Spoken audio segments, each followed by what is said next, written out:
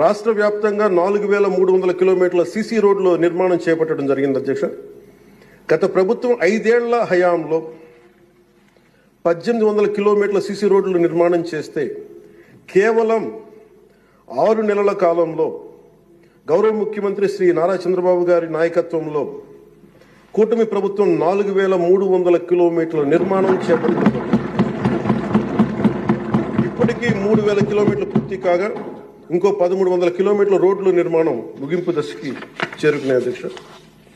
ఇవే కాకుండా పాడి రైతుల ఆదాయాన్ని పెంచేలా పాడి పశువులకి రక్షణ కల్పించే ఉద్దేశంతో రాష్ట్ర వ్యాప్తంగా 22,500 గోకులాలని నిర్మాణం చేపట్టడం జరిగింది అధ్యక్ష. గత ప్రభుత్వం 5 ఏళ్ల కాలంలో కేవలం 268 మినీ గోకులాలు మాత్రమే నిర్మించింది అధ్యక్ష. వాళ్ళు 5 సంవత్సరాల కాలంలో వాళ్ళు నిర్మించింది 268 మినీ గోకులాలు అధ్యక్ష.